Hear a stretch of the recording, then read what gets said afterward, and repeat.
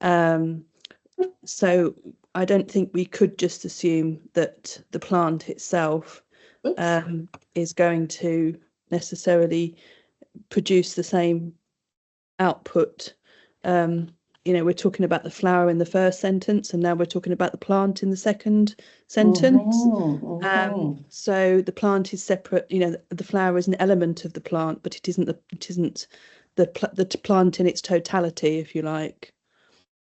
So I'm sort of splitting hairs, but I think to assume that the plant itself provides the same outcome would be a wrong assumption necessarily, unless you have evidence to prove it, of course.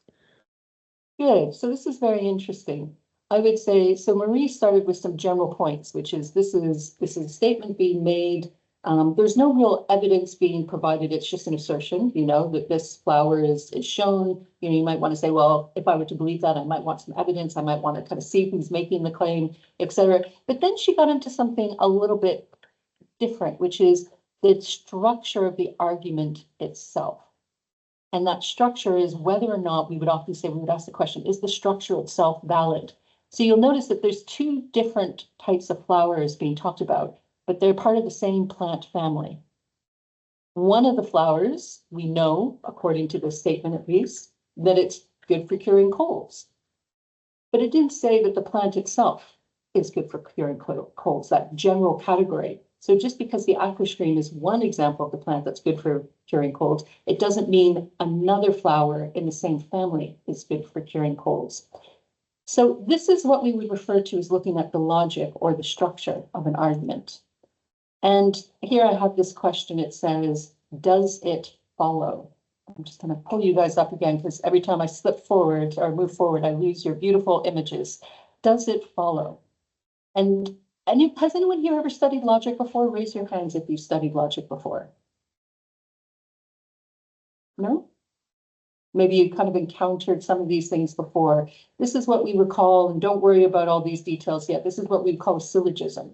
It's a type of formal logic. And we refer to Socrates here. He was a Greek philosopher, and it was Aristotle who actually talked a lot about these early types of formal logic. So he said, this first one follows. If all humans are immortal and Socrates is human, then Socrates is immortal. Does that sound right to you? Even if it seems like the conclusion is wrong, does the argument itself seem correct? Raise your hand if you think the argument seems valid, even if you don't think the conclusion is right.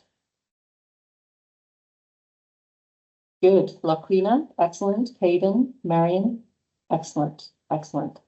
So you can have a proposition like this, where these first two parts are what we refer to as premises. The first premise is probably wrong. If all humans are immortal, is probably wrong.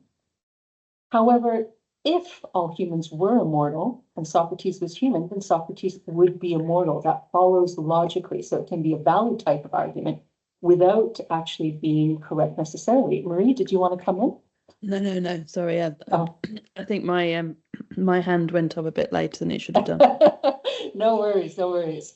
Now, what we saw before was something like this, but it's what we would call a fallacy. So it's where something looks like a formal argument, but actually there's an error in the reasoning. So what we saw before looks a lot like this second example. If all humans are immortal and Socrates is immortal, then Socrates is human. Does that follow?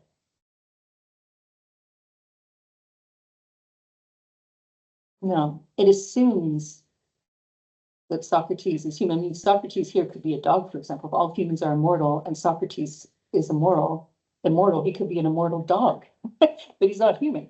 Nothing about this actually tells us it's human. Now, can anybody try to connect that example to that first thing about the flowers? I'll go back to the flowers. Let me just see if I can do that.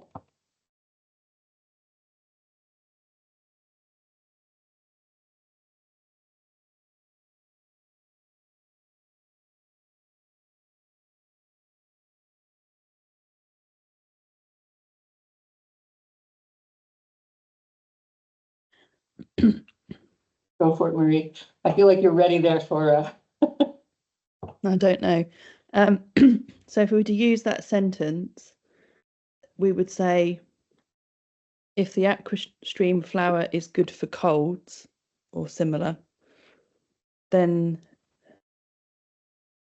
it's a bit tricky because it maps on, but it doesn't map on easy sentences. Doesn't quite, yeah, it doesn't quite. But effectively, if the aqua stream flower is a cold remedy, then the aquamarine plant is a cold remedy.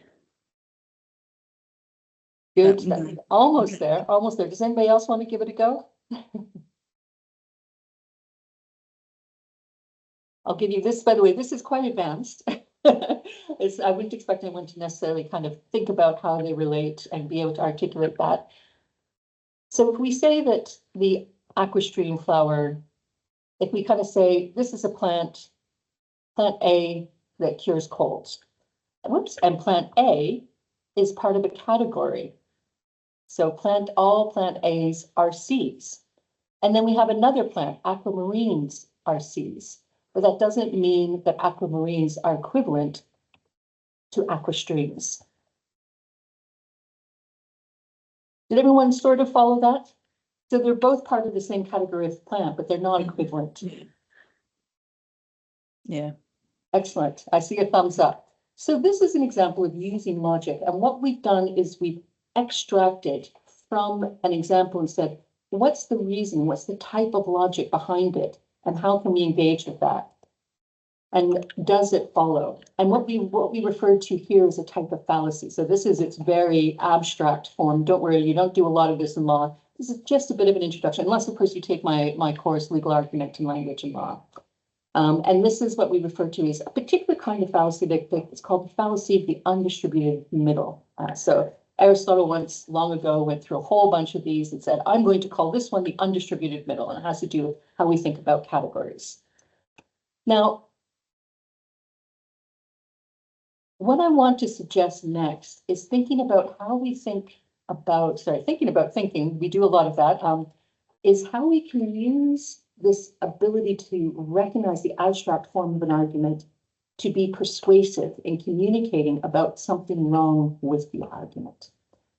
So here I've given a few different examples, and this is going to jump around, and it's the last one that we're really going to focus on. So for example, if I said to you, and I always thought, I remember somebody once told me they thought squirrels were really creepy because they move really fast. They just zoom, zoom, zoom, zoom, zoom.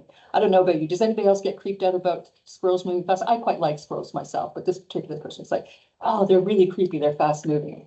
So here's an example of a kind of proposition. Squirrels are fast moving, therefore squirrels are evil. How might we engage with that? So one way of thinking about engaging that argument is missing a premise. If a creature is fast moving, it's evil. Is that true? Well, probably not. If that were true, if all creatures that are fast moving were evil, then any creature that is fast moving would be evil. So you might say, I'm going to give a counterexample. Horses are fast moving, but they aren't evil. So surely that premise, that missing premise, is wrong. And then finally, what I want to focus on here is this idea, the use of analogy to illustrate the logic of something. It says, evil creatures are fast moving, therefore being fast moving is evil. So that's the whole kind of argument. That's the proposition. So evil creatures are fast moving, therefore being fast moving is evil. Does that sound right to you? A way of illustrating what's wrong with a form of logic is to provide an analogy. So I take the form of logic and I apply it in a different setting. Saying that evil creatures are fast moving and therefore anything that's fast moving is evil, I say, well, that's the same thing as saying athletes exercise, therefore exercising makes you an athlete. How many people found that when I give an example, you're like, oh, right, now I see how absurd it is? I'm hoping some people raise their hands. Good, Madam's raised, gave me a thumbs up there. This is the idea of using an analogy. You take the abstract reason in the argument and you put it in another situation. And by doing that, you show your audience and you put it in a situation that sounds absurd. You're like, look, do you see how absurd that sounds when you take it from here and put it over there? So that's the idea of using analogy. So analogy is the kind of general meaning of it is the respect in which one thing is similar to another. Arguing by analogy, which is kind of a kind of phrase you could say, is arguing that things are alike in some ways, therefore they're probably alike in other ways. And it can be a highly persuasive technique for illustrating that something in an argument or proposition doesn't follow. So we go back to that idea of, does this proposition follow? Is it valid? And often analogy helps us see, kind of shows us that something has gone wrong in that argument. And by creating an analogy, we see part of that, we can see that form of logic more clearly. It's also common in legal reasoning, as has some very specific significance for identifying a legal rule from a fact scenario and applying it to a new fact scenario. So now I'm going to jump in a little bit and, pause me if I'm kind of leaving you behind it all here. Do many of you know what case law is? Have you heard that expression? Yeah? Does anybody want to try to describe what case law is? It's when you use what's gone before as a way of backing up your own arguments. Good. Has anybody here heard precedent? So it can sometimes provide precedent for the ruling of a current argument. Excellent. So, Marie, I feel like you've studied law before. A long time ago at A level, and that was many, many years ago. And someone's asked, why do lawyers word things in such complex ways? We'll come to that.